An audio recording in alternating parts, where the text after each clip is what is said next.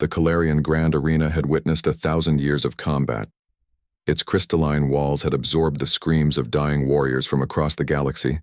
Its sand had drunk the blood of champions from species that ruled entire star systems. Yet in all that time, no creature had ever walked into the arena alone and demanded to face all 12 reigning champions simultaneously.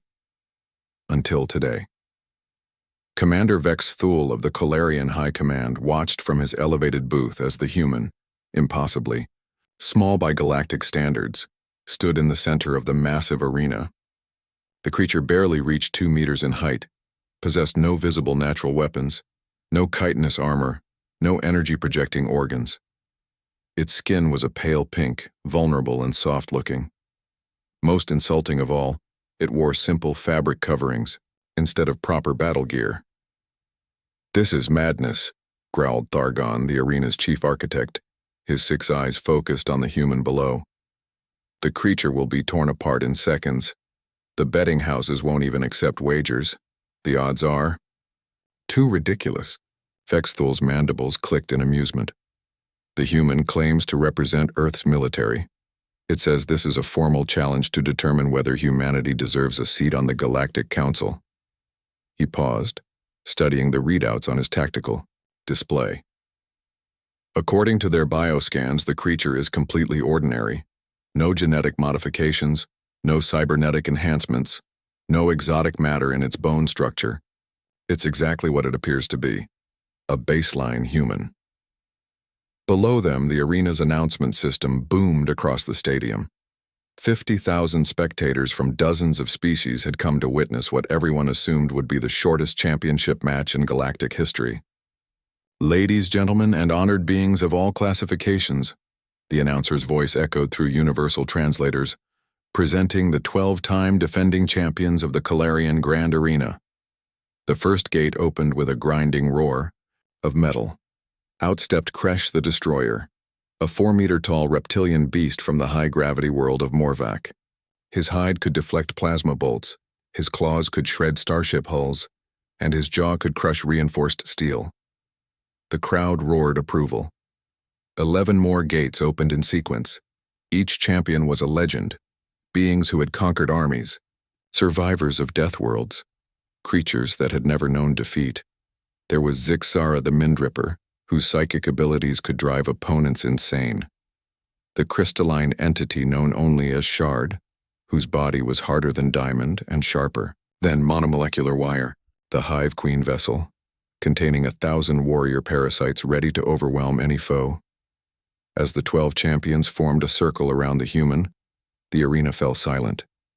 Even the most bloodthirsty spectators seemed to hold their breath, perhaps feeling a moment of sympathy for the tiny creature about to be obliterated. The human, who had identified himself only as Sergeant Miller, stood perfectly still in the center of the circle. His breathing was steady, his posture relaxed. If he felt fear, he showed no sign of it. "Begin," the announcer declared. What happened next would be debated in military academies across the galaxy for centuries to come. Kresh the Destroyer charged first, as everyone expected.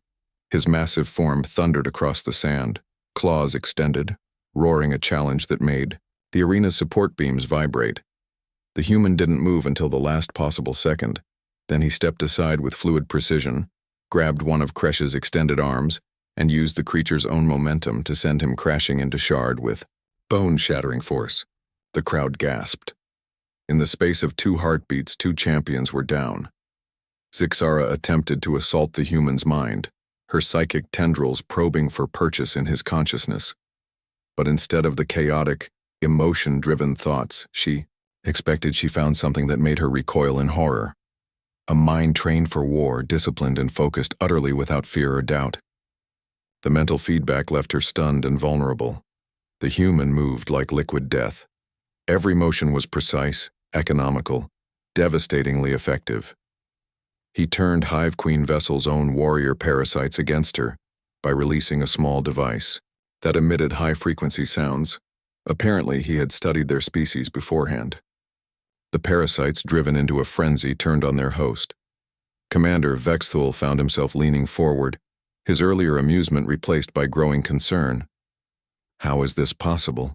he whispered. "Look at the tactical analysis," Thargon said, his voice hushed with awe. "The human isn't stronger or faster than our champions, but he's fighting with perfect efficiency. No wasted movement, no hesitation. It's as if he can predict their every action." And indeed, Sergeant Miller fought as if he had studied each opponent for years. When the energy-projecting Voidwalker attempted to disintegrate him with focused dark matter, the human had already rolled behind cover that shouldn't have existed. A piece of debris from the earlier collision that he had apparently calculated would be in exactly the right position. One by one, the champions fell. Not through brute force, but through superior tactics, adaptability, and something the galactic community had never encountered before: the accumulated military wisdom of a species that had spent its entire evolutionary history fighting itself. As the last champion, a cybernetic killing machine called Unit 9, sparked and died from a perfectly placed strike to its central processor, the arena fell into absolute silence. 50,000 beings stared in disbelief at the human standing, alone among the fallen. Sergeant Miller looked up at the command booth, his expression calm and professional. When he spoke, his words carried clearly through the arena's acoustics. "Humanity formally requests recognition as a Class A military species and immediate consideration for Galactic Council membership," he said. "We believe this demonstration adequately proves our qualifications." Commander Vexthul stared down at the human for a long moment, then activated his communicator. "Get me the High Chancellor," he said quietly. "Tell him we have a problem. Tell him the humans aren't what we thought they were." In the arena below, Sergeant Miller stood at attention among the fallen champions, waiting patiently for an answer that everyone now knew would be yes. After all, when one human could walk into their greatest arena and emerge victorious against impossible odds, what could an entire planet of such beings accomplish? The galaxy, it seemed, was about to find out